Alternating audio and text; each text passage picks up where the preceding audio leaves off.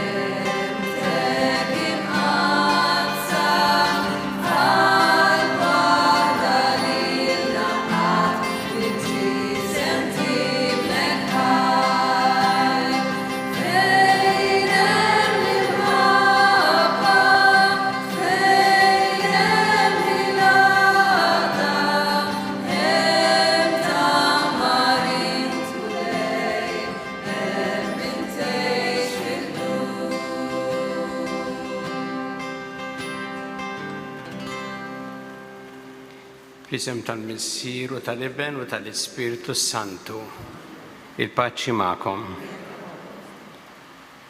Semmilkom mill-Knisja Arċipretali tal-San Publiju l-Furjana fejn illum għandna dell-okkażjoni speċjali ta' ċelebrazzjoni bil-preżenza tal-dawk involuti fis-Segretarjat tal-Edukazzjoni Kattolika kif ukoll tal-Kurja tal-Arċidjoċesi.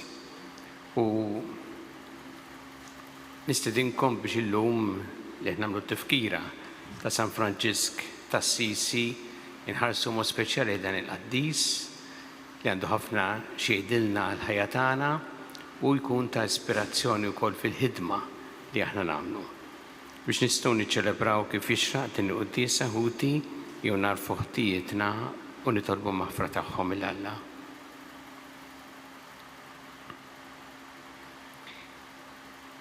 Dawl ta' kull min jemmen fik mulej ħnejna. Mistrieħ ta' min jittama fik Kristu ħnejna. Ferħ ta' min iħobbok mulej ħnejna. Jiħna lina l jista kollox, jaħfrinna drobietna u jwassanna l-ħajja ta' dejjem. Nitolbu.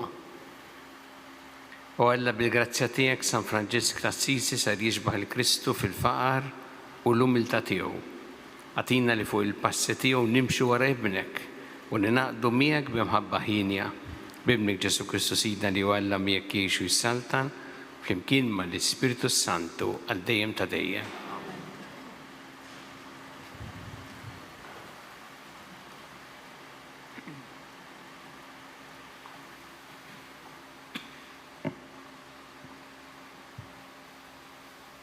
L-ewwel qari mill-ktieb ta' Ġobb.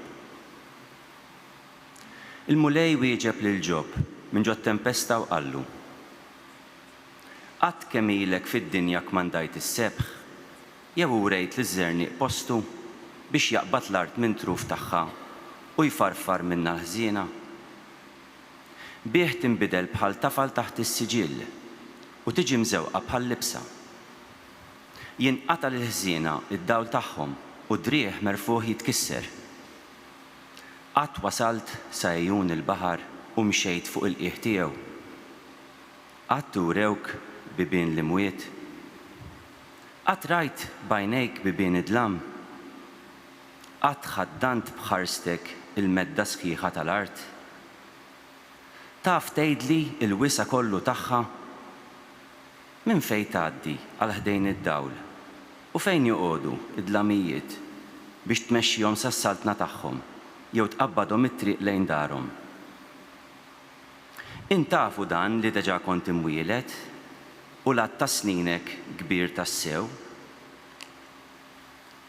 Ġob wieġeb lil Mulej u qallu: x'nista' nwieġeb jien li ma niswiex karfa. Ikolli nqiegħed idi fuq ħalqi. Darba tkellimt u ma nerġax. Darbtejn u ma nissuktax. Il-kelma tal-Mulej. Ir-roddu ħajr lil Alla.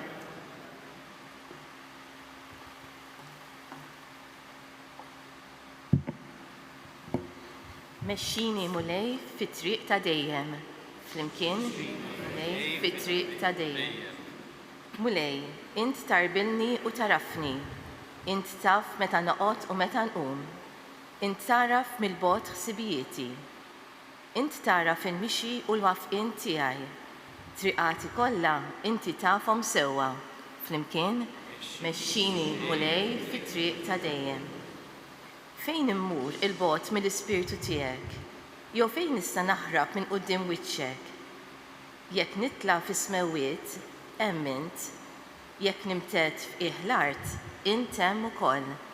Flimkien mexxini Mulej fit-triq ta' dejjem. Jekk nilbes il-ġwienaħ tas-sebħ u mur nammar fit-truf il-baħar, hemm ukoll tilħaqni jidek u taqbadni l-leminija tiegħek. Flimkien mexxini Mulej fit-triq ta' dejjem. Għax int sawwart il-ġewwini tiegħi u f'ġuf ommi int insiġtni.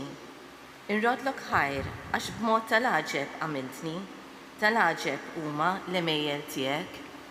Flimkien mexxini Mulej fit-triq ta' dejjem.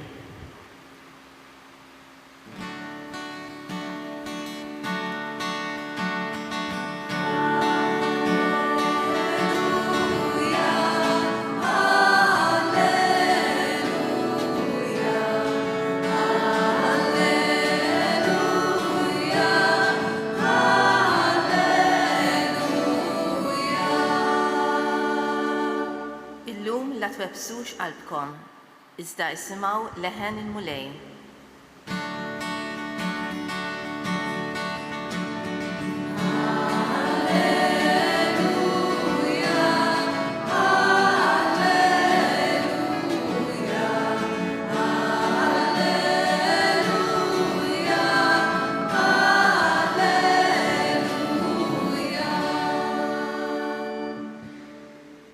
Il-Mulej ma'kom. Miegħek ukoll.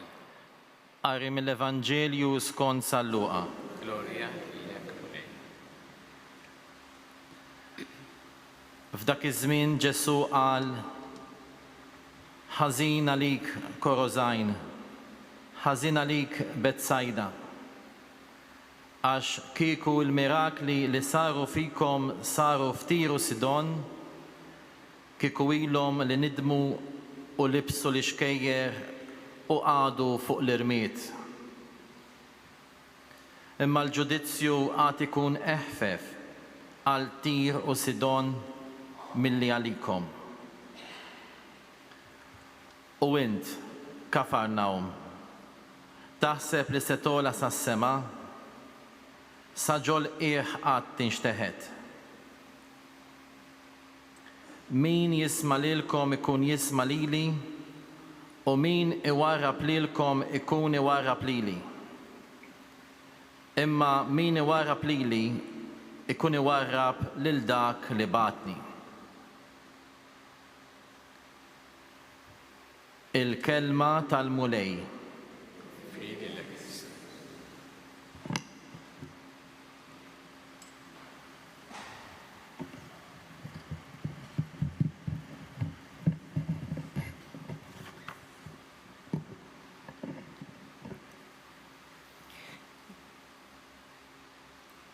Franġisku, erġa' ibni il-Knisja tiegħi.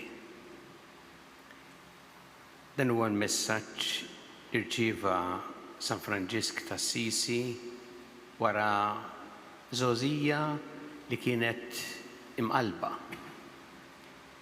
Kien fittex ħafna affarijiet li jistgħu jimlulu qalbu, imma qalbu ma kienx mimlija dak li xtaq.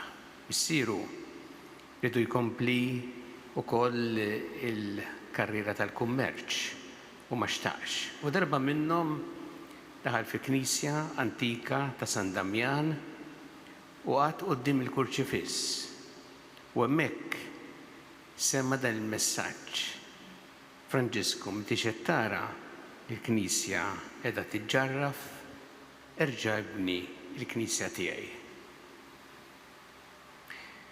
U kif ħareġ fehem għall-bidu li jrid jagħmel huwa jgħin biex il-Knisja li kienet qed tiġġarraf ta' San Damjan jgħin biex terġa' tirrestawra. Sir ir-restawr u tiġi tajba. U ħadem għalhekk għal dan. Imma bil-mod il-mod fehem li l-messaġġ ma kienx għall-Knisja tal-Ġebel u jaqaf hemm, dik ukoll kellha bżonn. Imma l-messaġġ kien għall-Knisja biex hu jgħin fit-tiġdid spiritwali tal-Knisja. U għalhekk baqa' magħruf ħafna San Franġisk t'Assisi illa għaliex tassew għażel dak li huwa essenzjali li jġeddet il-Knisja minn ġewwa. Fil-fatt ħaġa li toltok ħafna fi Franġisku t'Assisi li ta' ispirazzjoni għalina l-koll hija li hu għażel illi iġeddet il-Knisja minn ġewwa. Kultant lilu jqeduh isu f'kuntrast u ta' karizmatiku, kontrast mal-Knisja istituzzjonali. Imma Franġisku mhux hekk fehem il-missjoni tiegħu. Imma fehem li jrid jaħdem hu l-ewwel, jibda minnu nnifsu l-ewwel u minn ta' madwaru biex hemm iġib ħajja friska spiritwali li mbagħad ikoll effett fuq il-Knisja kollha. Qatt ma nsibu fil-kliem tiegħu, fil-kitba tiegħu tmaqdir lejn il-Knisja jew l-awtoritajiet tagħha jew kundanna lilhom. Qatt ma nsibu ġudizzju ta' l-oħrajn illi b'xi mod jew ieħor kellu fejn jara ħafna affarijiet ħżiena madwaru, ma hu flok qiegħed lilu nnifsu jiena u l-Knisja qiegħda hemm u jien inħares lejn il-Knisja u ngħid x'għandha tagħmel jew x'mhix qed tagħmel. Qiegħed lilu nnifsu, fehem lilu nnifsu bħala wieħed fih dan il-Knisja li hija l-familja tiegħu u hemmhekk ra kif jista' jagħti il-ħajja ġdida lill-Knisja billi jibda jgħixu l-ewwel mod radikali qabel xejn l-imħabba ta' Alla u jxerred din l-imħabba madwaru. U għafrott ta' dan mbagħad li San Franġisk kien strument tal-paċi u baqa' magħruf proprju għalhekk. Kif ukoll li kien dak li jħeġġeġ l-imħabba lejn il-ħolqien li għalih kienu ishom ħutu l-annimali u l-xejjex ta' madwaru kien qis li dan parti mill-familja tiegħu. U frott ta' dan ukoll li għażel li jgħix ħajja ta' faqar,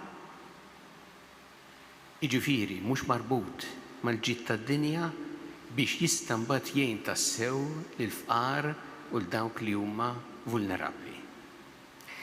Jiena naħseb li hu ta' ispirazzjoni sabiħa ħafna għalina fil-ħajja tagħna, għalina wkoll li naħdmu fih dan il-Knisja, foqsma differenti fih dan il-Knisja. Aħna għandna missjoni u l-missjoni hija wkoll li nġeddu lill-Knisja. Imma l-ewwel billi nibdew minnha. Il-bidla li nixtiequ naraw nibdew minna nfusna. Meta aħna ngħixu mbagħad tassew din l-imħabba ta' Alla inkunu diġà strument ta' mħabba fil-relazzjoniet mal-oħrajn u nxerdu din l-imħabba madwarna.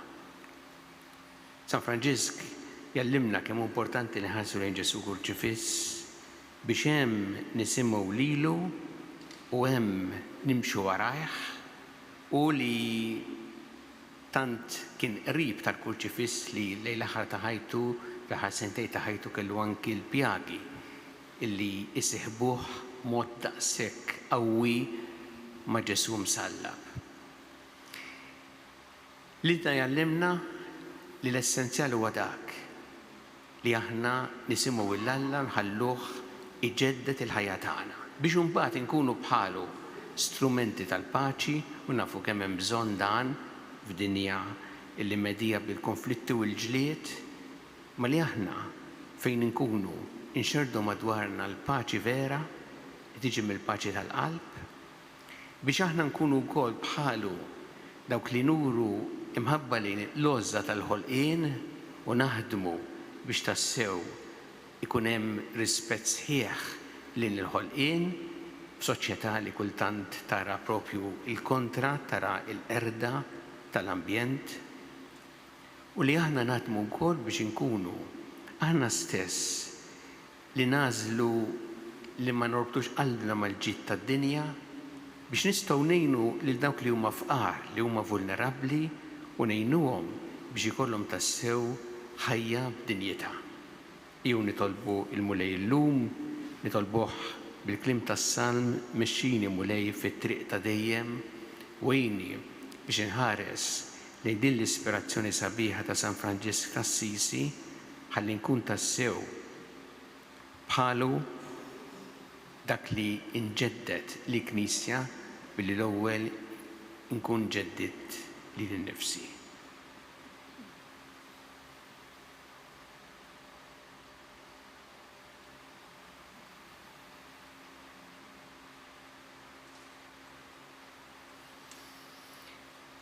San resqu tal-bit tagħna lill-Alla nqublu wifqa jew nresqu dawn it-talbiet lill-Alla li dejjem jagħtina dak li huwa taġid għalina.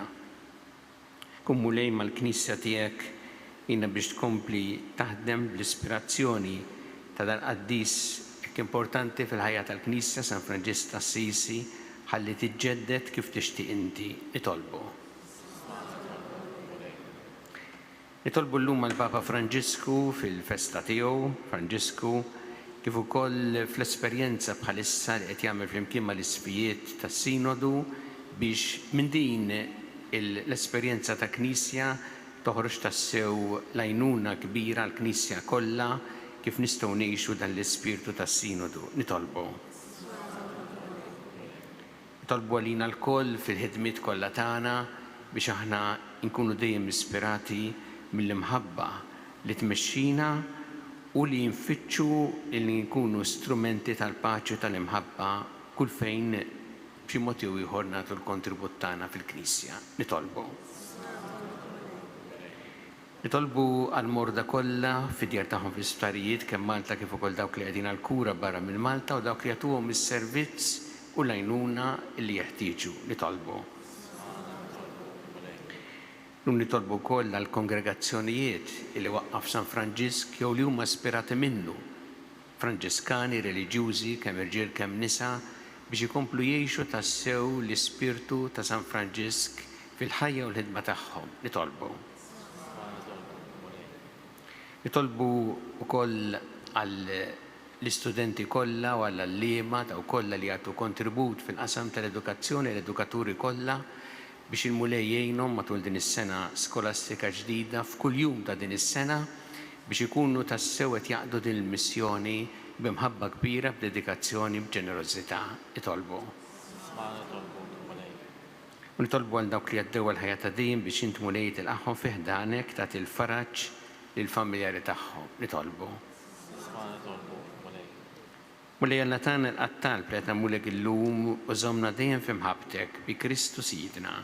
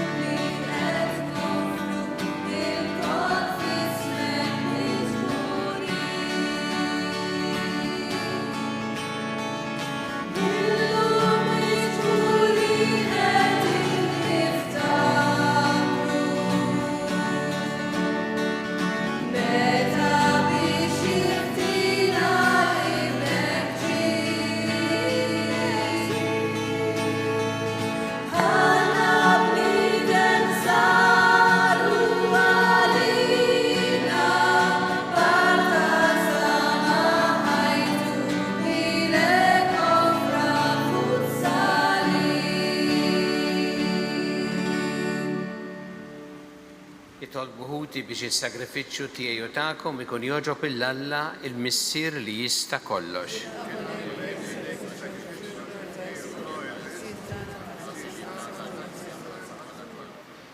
Nersqu qudiemek mulej b'dawn l-offerti u nitolbuk li nitħejjew sewwa biex niċċelebraw il-misteri tas-salib li miegħu San Franġisk tas-Sisi intrabat bl-ħrara kollha ta' qalbu bi Kristu Sidna.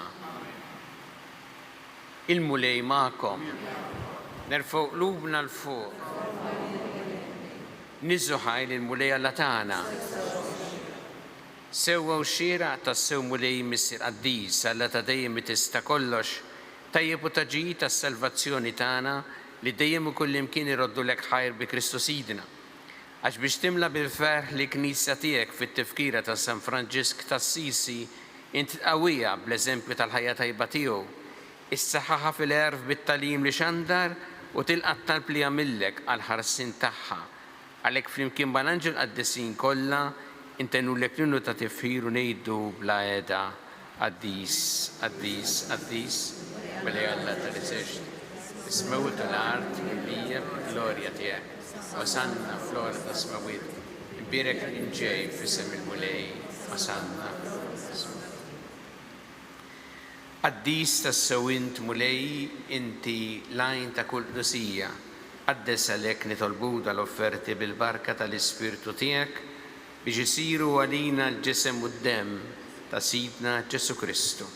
Li meta kien se jingħata biex mir-rajħ ibati ħal-ħobs rat il-ħajr qasam tali d-dixxipli tiegħu qal ħudu u kulu l-koll minn dan għax dan huwa ġismi li jingħata għalikom.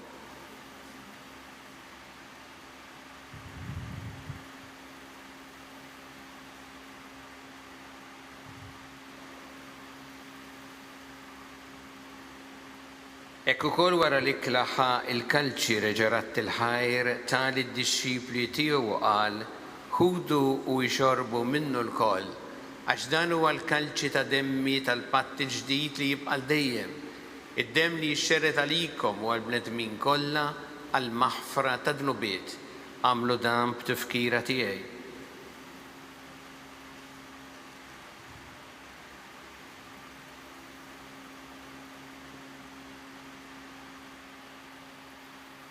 Dan hu il-misteru tal-fidi.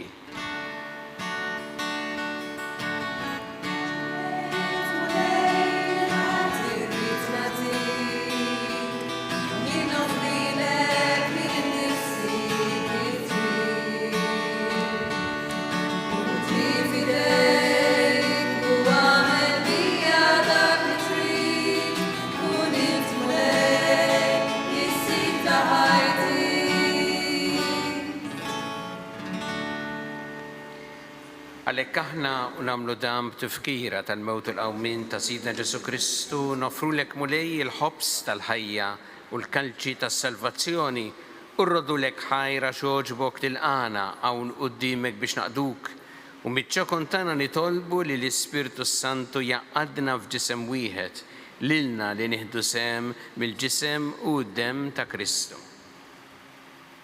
Ftakar mulej fil-Knisja tiegħek imxejda mad-dinja kollha u ttaqaf l-imħabba flimkien mal-Papa Franġisku u l-Isqof tagħna Charles u l-Isqof Joseph li qed jgħinu u mal-Ministri tiegħek kollha.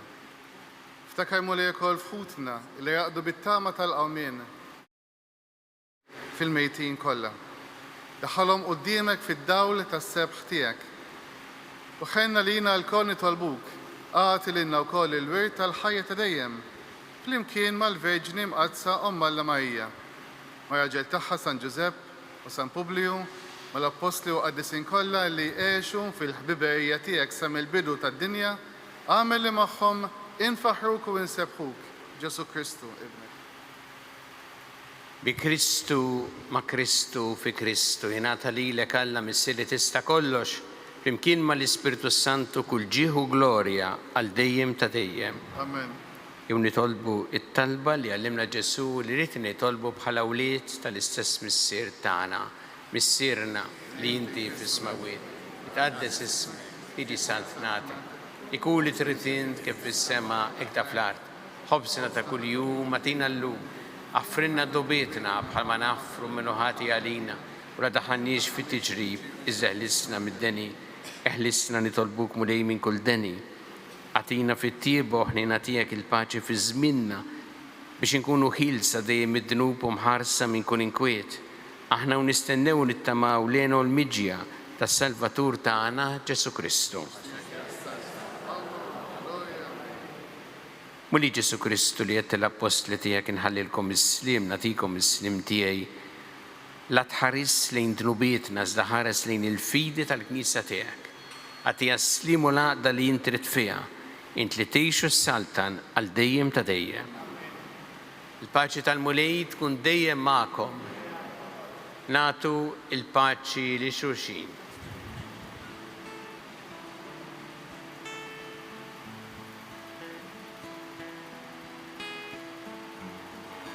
Ħaruf talla li tneħħi drubiet tad-dinja ħna lina. Ħaruf talla li tneħħi drubiet tad-dinja ħna lina. Ħaruf talla li tneħħi.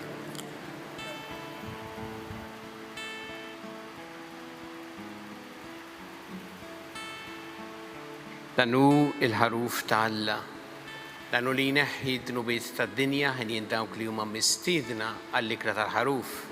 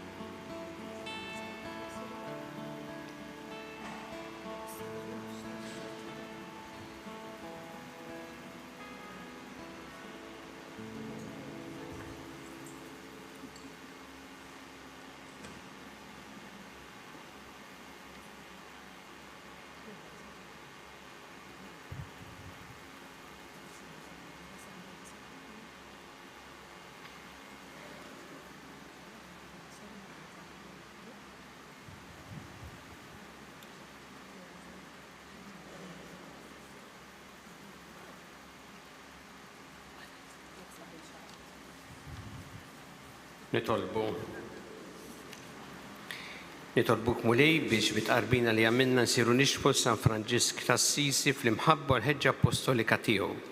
Ħalli nintlew bil-qawwa ta' mħabbtek u nħaddmu għas-salvazzjoni ta' kulħadd bi Kristu Sidna. Il-mulej magħkom. Iberikkom Alla li jista' kollox il-Missier u l-Iben u l-Ispirtu Santu. Immorru ngħixu fil-paċi ta' Kristu.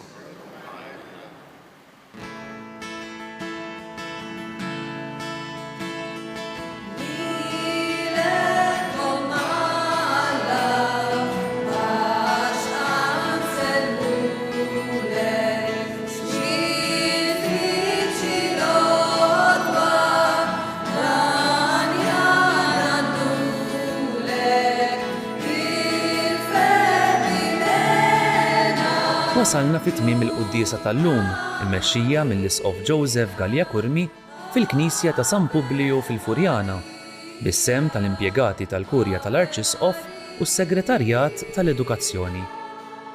Nitolbuk mulej, iżżomm idejk fuq dawn il-ħaddiema preżenti kif ukoll il-ħaddiema kollha li ta' kuljum jistinkaw sabiex jaqilgħu il-ħobża ta' kuljum b'mod mill-aktar onest. Nawguralkom il-kumplament tal-jum it-tajjeb.